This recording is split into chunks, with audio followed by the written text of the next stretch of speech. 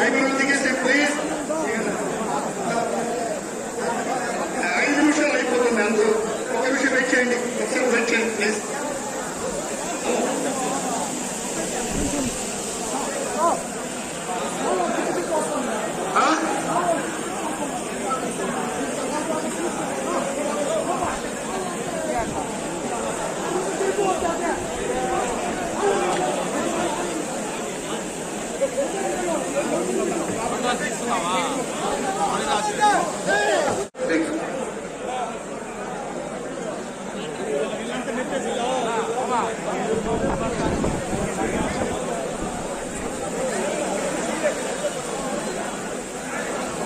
సన్మానం చేసినప్పుడు రాబోయే రోజుల్లో ప్రతి ఒక్కరూ తెలుగుదేశం పార్టీ తరఫున పోటీ చేస్తున్న మన శాసనసభకు పోటీ చేస్తున్న పవన్ గారికి సైకిల్ గుర్తుపోయినా అదే మాదిరిగా ఇంతకుముందు ఒకరు చెప్పారు 2024 20 సంవత్సరాలుగా నాకు తెలిసినటువంటి నాకు రాజకీయ గురువుగా ఉన్నటువంటి బిఎస్ గణేష్ గారిని కూడా ఈ సందర్భంగా మనం మాట్లాడుకోవాల్సిన అవసరం ఉంది.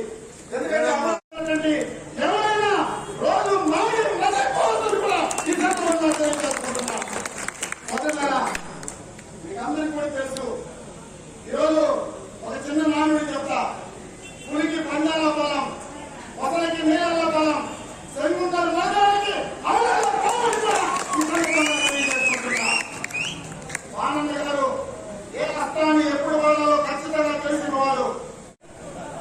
సభాధ్యక్షులు గౌరవనీయులు ప్రియతమ నాయకులు కాళీ ముద్దు కృష్ణమ్మ నాయుడు గారి రాజకీయ వారసుడు, ఒక చరిత్రకు నాంది పలికాడు. ఈరోజు మీరందరూ అస్తాలు చూసినచ్చు, బ్రహ్మాస్త్రం చూస్తారు. అదేవిధంగా వైకుంఠంలో సుదర్శనాస్త్రం, కైలాసంలో శంఖాస్త్రం, అదేవిధంగా పుత్తూరులో అమరాస్త్రం ఈ రోజు ముందు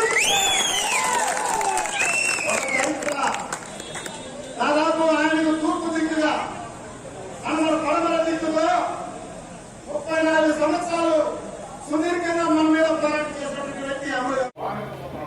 గారితో మాట్లాడి మేమంతా ఒక నిర్ణయానికి వచ్చిన తర్వాత ఈ పార్టీలో చేరడం జరిగింది. చేరిన తర్వాత మనం పార్టీకి వచ్చిన తర్వాత పేదవాడి కానీ ఎవరి కానీ మనిషిని మంచిగా గుర్తించి వాళ్ళ మనిషితో చూసేవాడి నాయకుడు అవుతాడు. కాబట్టి మనం కూడా చేసి ఈ యొక్క వేదిక రక్షించామంటే మనకు నాయకుడు అంటే నేను వైఎస్ఆర్ పార్టీలో ఉన్నాను, ముందు గెలిపించానని. అయినా నాకు చాలా ఇబ్బంది కలిగింది కాబట్టి నేను ఇప్పుడు గాలి బాగుంటే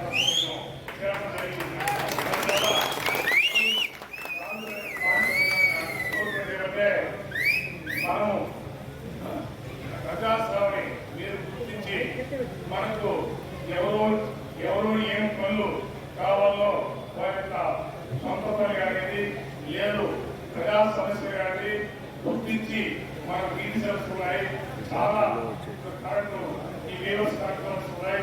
ఇవన్నీ కూడా అందరూ చెప్పినారు. పార్టీలో రావడం నిజంగా పడితే చాలా మంచి జరగడం, మంచి జరగడం, మనకి కూడా మిత్రులు కూడా తెలుగుదేశం పార్టీ కూడా మంచి జరుగుతున్నటువంటి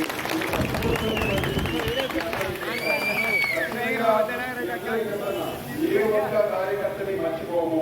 ఏ కార్యకర్త కష్టపడినా కూడా వాళ్ళకి ఖచ్చితంగా సమస్య న్యాయం చేయాల్సిన బాధ్యత నా మీద ఉంది. ఖచ్చితంగా ఆ బాధ్యతని ఖచ్చితంగా తీసుకుంటా. నమ్మకం పెట్టుకోండి, పనిచేసే వాళ్ళు ఎవరికి కూడా అన్యాయం జరగదు. ఖచ్చితంగా ఎవరైనా కూడా అంటే పడిపోయే శ్రీమతి ఇలాంటి మనిషి ఇలాంటి నాటకాల మనిషి కానీ డ్రామాల మనిషి కానీ మనం చూడలేచడం చాలా జాగ్రత్తగా కొంచెం జాగ్రత్తగా ఉన్నా కూడా పూర్తిగా మోసం చేస్తుంది అందరూ ప్రజానికి కూడా. ఆమెకి 2014 ఆ స్థితిలో ఇంకా మీకు తెలుసా 1000 రూపాయలకి 2000 రూపాయలు కూడా చేయాల్సిన ఇవాళ ఢిల్లీలో కానీ చెన్నైలో కానీ హైదరాబాద్ లో కానీ ఎక్కడి నుంచి వచ్చినాయి కూడా ఈ హాస్పిటల్ నుంచి వచ్చినాయి, ఈ కార్లు ఎక్కడి నుంచి వచ్చినాయి, ఈ బంగారాలు ఎక్కడి నుంచి వచ్చినాయి, ఈ పొలాలు ఎక్కడి నుంచి వచ్చినాయి, అది తప్ప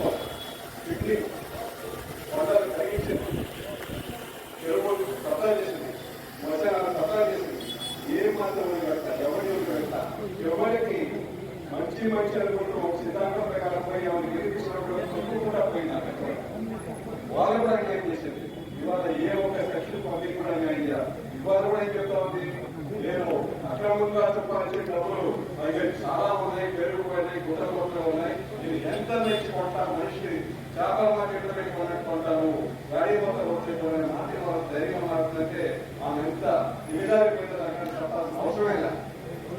అంటే డబ్బులు ఇచ్చేస్తే ఓట్లు వేసేస్తారా? నేను కూడా ప్రజలు చెప్తున్నా, ఆమె మీకు 10,000 కాదు 20,000 డిమాండ్ చేసి వస్తే చట్టా పట్టుకోవాలండి. 20,000 ఇంటికి వచ్చినప్పుడు వైసీపీ వాళ్ళు వస్తే డబ్బులు ఇస్తారని చెప్తే 20,000 తక్కువ వస్తే తీసుకొచ్చాం. ఎందుకంటే అది మీ డబ్బు చాలా పెరిగిపోయింది. తక్కువే కొంతమంది చెప్తున్నారు 1000 కోట్లు సంపాదించినారు, ఇంకొకరు అన్నారు రాజకాతాలు 2,000 అంటున్నారు. సత్యం అర్థం ఫోన్ చేసి ఆన్లైన్ 1,000 కోట్లు 1,000 రూపాయలు వస్తున్నాయి, 2,000 రూపాయలు అవుతున్నాయి. ఇవాళ 1,000 కోట్లు దాన్ని అర్థం చేసుకోవచ్చు.